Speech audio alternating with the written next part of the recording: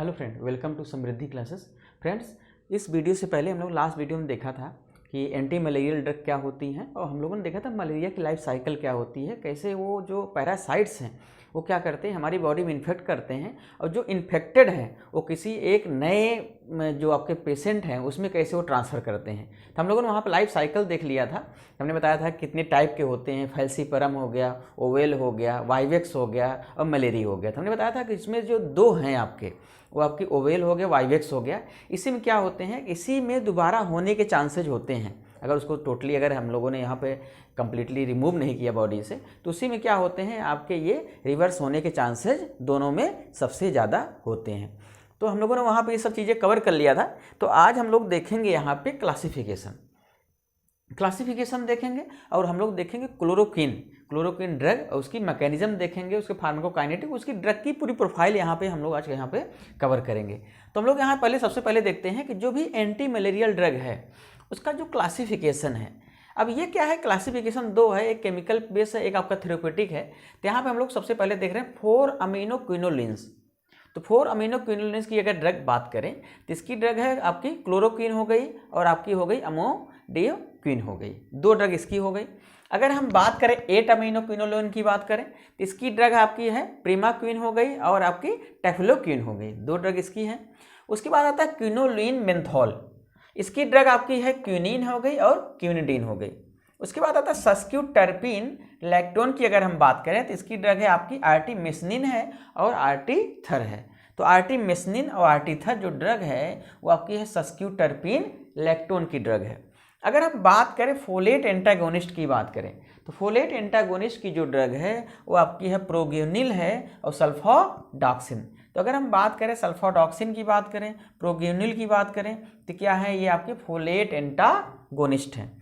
अगर हम बात करें नेक्स्ट जो आपकी 6 सब क्लास की ड्रग है वो आपकी फिनांथ्रीन मेंथॉल की ड्रग अगर हम बात करें तो इसकी ड्रग है हेलोफेंट्रीन ड्रग है, हेलोफेंट्रीन ड्रग इसकी आपकी है, किसकी है ये, फिनांथ्रीन मेंथॉल की ड्रग है। इसके बाद आता है नेप्थाक्विनोन की बात करें तो नेप्थाक्विनोन की जो ड्रग है वो आपकी है एटोक्विनोन है। उसके बाद आता है लास्ट में एंटीबायोटिक्स। तो यहाँ पे अगर हम बात करें एंटी मलेरिया ड्रग की बात करें तो वहाँ पे एंटीबायोटिक भी यूज किया जाता है, जैसे आपकी टेट्रासाइक्लिन हो गई, डॉक्सीसाइक्लिन हो गई, ऑक्सीटेट्रासाइक्लिन हो गई। ये सब एंटीबायोटिक जब मलेरिया का इन्फेक्ट होता है तो वहाँ पे यूज किया जाता है। अब हम बात करते हैं क्लोरोक्विन की। इससे पहले अगर हम बात करें कि जो मलेरिया की जो एंटी मलेरिया ड्रग यूज की जा रही हैं उनका ऑब्जेक्टिव क्या है, तो ऑब्जेक्टिव उसके दो हैं मेनली। पहला चीज़ है कि जो हमारी बॉडी में मलेरिया का जो रिजर्वायर है उसको टोटली हमें बॉडी से रिमूव करना है। अब अगर बॉडी से रिजर्वायर रिमूव कर देंगे तो दोबारा आपके मलेरिया का इन्फेक्शन होने के चांसेस नहीं होंगे। दूसरा चीज़ है कि अगर मलेरिया इन्फेक्शन हो रहा है यहाँ पे तो हमें क्या करना है कि उसको टोटली हमारी बॉडी से, इन्फेक्टेड जो पेशेंट है उनकी बॉडी से टोटली हमें क्या करना है, इरेडिकेट करना है। तो हमें सबसे पहला काम है रिजर्वायर को ख़त्म करना है। दूसरा क्या करना है कि जो इन्फेक्टेड हैं उनको टोटली क्योर करना है, उनकी बॉडी से जो पैरासाइट्स हैं उनको टोटली रिमूव करना है। जब हम लोगों ने लाइफ साइकिल देखा था तो हमने बताया था आपका एक इरिथ्रोसाइटिक बताया था और एक एक्सोइरिथ्रोसाइटिक बताया था। एक्सोइरिथ्रोसाइटिक साइकिल एक हम आपके रिवीजन के लिए बता रहे हैं, जो लीवर में होता था, और जो इरिथ्रोसाइटिक है आपके ब्लड में होता है। तो यहाँ पे अगर हम बात करें क्लोरोक्विन ड्रग की बात कर रहे हैं तो यहाँ पे बात करते हैं कि रैपिडली एक्टिंग इरिथ्रोसाइटिक साइजोन्टोसाइट्स की बात करें। साइजोन्टोसाइट्स क्या होता है, जो साइजोगोनी का फॉर्मेशन होता है, इस साइजोगोनी को जो किल करते हैं उसे बोलते हैं साइजोन्टोसाइट्स बोलते हैं। तो अच्छा, दूसरा चीज़ क्या है, क्लोरोक्विन क्या है कि जितने भी स्पीसीज़ हैं, प्लाज्मोडिया की स्पीसीज़ हैं उस पर इफेक्टिव है, उस पर ये इफेक्टिव है। दूसरा चीज़ है कि इनका जो थेरेप्यूटिक रेंज है वो 15 to 30 आपका नैनोग्राम पर ml है। इनका जो थेरेप्यूटिक रेंज है वो है आपका 15 to 30 नैनोग्राम पर ml है। एक चीज़ ये हो गया। दूसरा चीज़ बात करें अगर हम क्लोरोक्विन की बात करें तो क्लोरोक्विन हमने बताया कि ये ब्रॉड स्पेक्ट्रम में हर स्पीसीज़ पे आपको क्या करेगा, ये अटैक करेगा। लेकिन एक डिफरेंस है कि जो वाइवेक्स है, जो ओवेल है, जहाँ पे दोबारा रिकरेंस होने के चांसेज होते हैं, दोबारा होने के चांसेज होते हैं, उस कंडीशन में आपका क्लोरोक्विन इफेक्टिव नहीं है। इसका मतलब अगर वाइवेक्स की बात करें, ओवेल की बात करें, उस कंडीशन में क्लोरोक्विन इफेक्टिव नहीं होगा, जहाँ पे रिकरेंस होने के मीन्स दोबारा होने के चांसेस क्या हो जाते हैं, वहाँ पे रहते हैं। यही दोनों में ज़्यादा करके रिकरेंस होने के चांसेस रहते हैं। अगर हम बात करें मैकेनिज़्म की, तो अगर क्लोरोक्विन की मैकेनिज़्म की बात करें तो इसकी मैकेनिज़्म बहुत ज़्यादा क्लियर नहीं है। लेकिन क्या है कि क्लोरोक्विन आपकी बेसिक ड्रग है। क्या है ये? बेसिक ड्रग है। तो इसको मैकेनिज़्म हम लोग देखेंगे, बहुत ईजिली आपको समझ में आ जाएगा कि अगर हम क्लोरोक्विन ड्रग लेते हैं तो क्या करता है, ये आरबीसी में इंटर करता है। आरबीसी में इंटर करने के बाद क्या करता है, जैसे आरबीसी में इंटर करता है, अब ये क्या करता है कि जो वैक्यूल्स होते हैं वो किसके, पैरासाइट का जो वैक्यूल होता है, जहाँ पे फूड स्टोरेज होता है, सब कुछ होता है, वहाँ वो होता है एसिडिक मीडियम। हमारी ड्रग है बेसिक मीडियम। तब देखिए यहाँ पे कि क्या करता है, जो एसिडिक फूड वैक्यूल्स होते हैं पैरासाइट में, वहाँ पे इंटर कर जाता है। जब ये इंटर कर जाता है तो जो हिम पॉलीमरेज एंजाइम है उसको क्या करता है, ये इनहिबिट कर देता है। अब हिम पॉलीमरेज एंजाइम का काम क्या है कि यहाँ देखेंगे कि जब हीमोग्लोबिन टूटता है तो ये बनाता है हिम। और ये हिम क्या है, ये टॉक्सिक कंपाउंड है। अब हिम पॉलीमरेज की प्रेजेंस में ये हिम जो टॉक्सिक कंपाउंड है ये बनाता है हीमोजॉइन जो नॉन टॉक्सिक कंपाउंड है। तो आपको समझ में आ गया होगा कि आपका जो हिम पॉलीमरेज उसका काम क्या है कि जो हिम टॉक्सिक सब्सटेंस है उसको कन्वर्ट करके हीमोजॉइन बनाता है जो नॉन टॉक्सिक कंपाउंड है। तो अब यहाँ पे देखिए कि क्या करता है, हिम पॉलीमरेज एंजाइम को इनहिबिट कर देता है। अब हिम पॉलीमरेज एंजाइम इनहिबिट कर देगा, इसका मतलब है कि जब ये एंजाइम इनहिबिट हो जाएगा तो हिम जो टॉक्सिक सब्सटेंस है वो नॉन टॉक्सिक में कन्वर्ट नहीं होगा। नॉन टॉक्सिक में नहीं कन्वर्ट होगा, इसका मतलब है him toxic compound as is it form में वहाँ पे बना रहेगा। तो क्या होता है कि जो ये टॉक्सिक कंपाउंड है ये क्या होता है कि वहाँ पे एक्यूमुलेट हो जाता है, मीन्स वहाँ पे डिपॉजिट हो जाता है।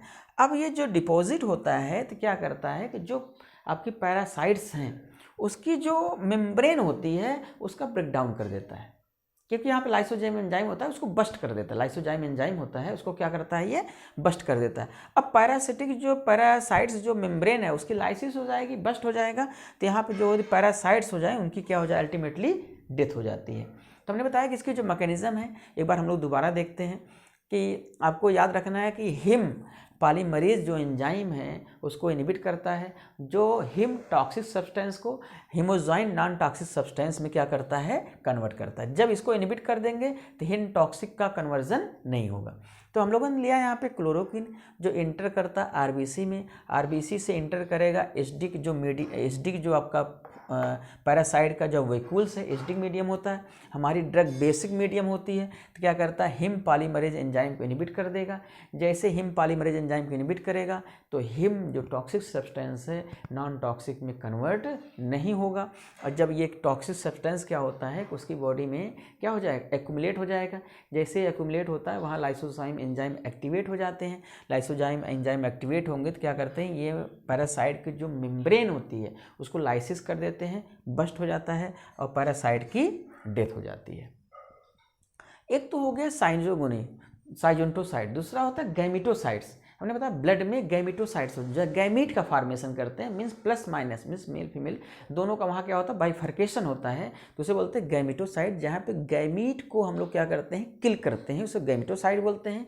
साइजोन्टोसाइट जो साइजोगोनी को क्या करते हैं, किल करते हैं, उसे बोलते हैं साइजोन्टोसाइट्स बोलते हैं। तो अब अगर हम बात करें फार्माकोकाइनेटिक की बात करें तो ओरल एब्जॉर्प्शन जो आपका क्लोरोक्विन का है वो एक्सीलेंट है। दूसरा चीज़ क्या है कि 50% प्लाज्मा प्रोटीन बाइंडिंग हो जाती है। डिफरेंट पार्ट में क्या हो जाता है, इसका डिस्ट्रीब्यूशन हो जाएगा, स्टोरेज हो जाएगा। दूसरा चीज़ है कि इसका एक चीज़ और याद रखिएगा, क्लोरोक्विन की जो सबसे ज़्यादा एफिनिटी है वो मेलानिन पे होती है। मेलानिन सबसे ज़्यादा एफिनिटी होती है और न्यूक्लियर क्रोमैटिन पे सबसे ज़्यादा इनकी एफिनिटी होती है। अब एफिनिटी होगी इसका मतलब अट्रैक्शन वहाँ पे ज़्यादा होगा। दूसरा चीज़ है कि अगर मेटाबॉलिज्म की बात करें तो आपके क्या होंगे, ये ड्रग लीवर मेटाबोलाइज हो जाती हैं और बॉडी से एक्सक्रीट कर जाती हैं।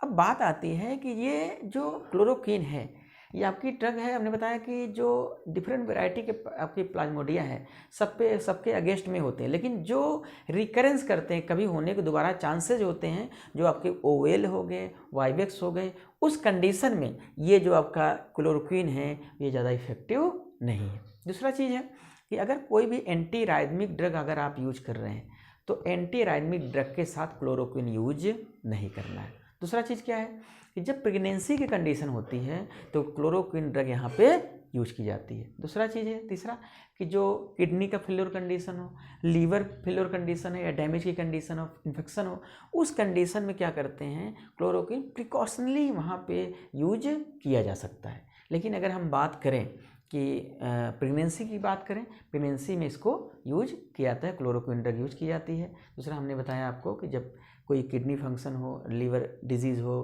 किडनी डिजीज़ हो, लीवर डिजीज़ हो, उस कंडीशन में इसको आपको अवॉइड करनी है। दूसरा आपको हमने बताया तीसरा कि जब कोई एंटी राइदमिक ड्रग यूज कर रहे हैं तो एंटी राइदमिक ड्रग के साथ क्या करना है कि हमें क्लोरोक्विन ड्रग यूज नहीं करना है। तो आज हम लोगों ने यहाँ पर देखा है कि क्लासिफिकेशन क्या, एंटी मलेरिया ड्रग का क्लासिफिकेशन देख लिया हम लोगों ने, क्लोरोक्विन समझ लिया क्या है, क्लोरोक्विन की मैकेनिज्म क्या है। बेसिकली क्या होता है कि जो पैरासाइट्स हैं उनकी मैकेनिज्म बहुत ज़्यादा क्लियर नहीं होती है, तो आप फ्लो चार्ट से देखेंगे तो आपको बहुत अच्छे से इसकी मैकेनिज्म समझ में आ जाएगी कि हमें करना क्या है।